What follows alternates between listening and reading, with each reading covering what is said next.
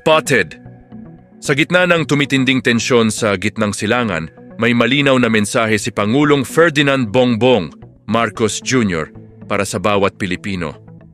Hindi man natin kontrolado ang digmaan, pero kontrolado natin kung paano natin poprotektahan ang ating mga kababayan.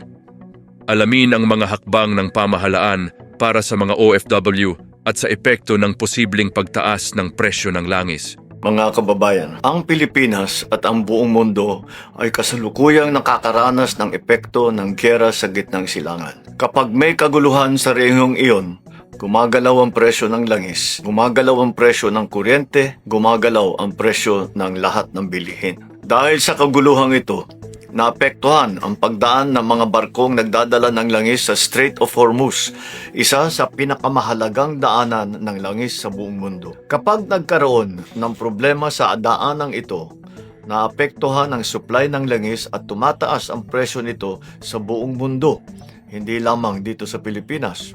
Sa susunod na linggo, inaasahan ang pagtaas ng presyo ng petrolyo. Tinatayang tataas ang presyo ng gasolina ng 7.48 pesos kada litro, diesel ng 17.28 pesos at kerosene ng 32.35 na piso. Malinaw sa atin ang tanong ng maraming Pilipino ngayon, ano ang gagawin ng pamahalaan? Naghahanda na po tayo. Una, nakikipag-ugnayan na tayo sa Kongreso upang mapagkalooban ang Pangulo ng pansamantalang kapangyarihan upang bawasan ang excise tax sa mga produktong petrolyo kung papalo ito sa $80 kada barrel. Ikalawa, kinakausap na natin ang Kongreso upang amyendahan ang Biofuels Act of 2006 upang magamit natin ang mas murang bioethanol para sa pagbababa ng presyo ng gasolina. Ikatlo, ilalabas natin sa lalong madaling panahon ang fuel subsidy at cash transfer para sa mga apektadong sektor. Makikipagtulungan ang mga ahensya ng pamahalaan at ang mga lokal na pamahalaan upang matiyak na makarating agad ang tulong sa mga nangangailangan.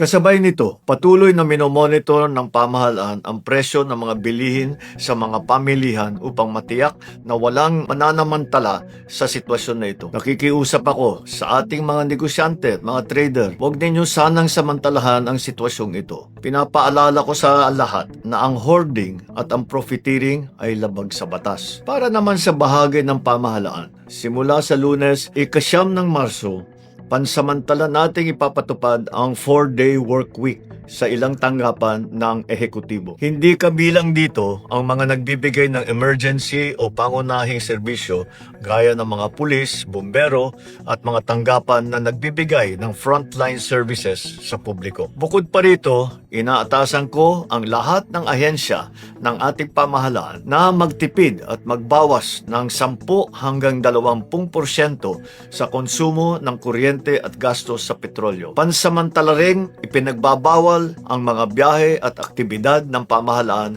na hindi naman kinakailangan gaya ng mga study tour, team building activities o mga meeting na maaari namang gawing online. Para naman po sa ating mga kababayan na kasalukuyang nasa mga bansa sa gitnang silangan, ang DFA, DMW at OWA ay patuloy na nakikipag-ugnayan sa inyo upang mag-monitor sa inyong mga kalagayan. Nasimulan na po ang paglikas ng mga Pilipino na nais magpa-repatriate.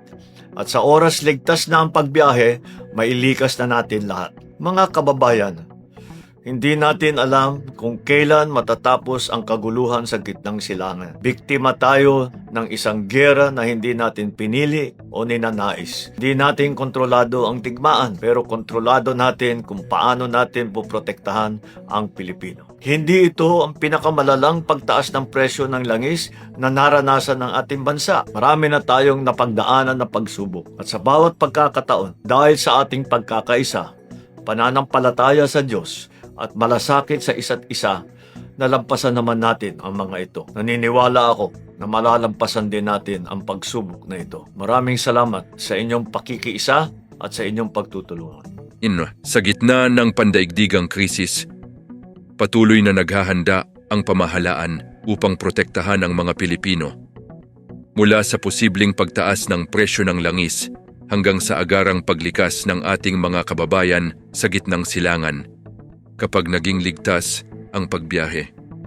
Ito ang mga balitang mahalagang malaman ng bawat Pilipino. Spotted, Philippine Leader Spotlight. Kung nagustuhan mo ang video na ito, i-comment ang salitang spotted. At huwag kalimutang like, share at subscribe para sa mas marami pang balita tungkol sa ating mga leader at sa mga pangyayaring mahalaga sa bansa. Spotted! Spotted! Spotted!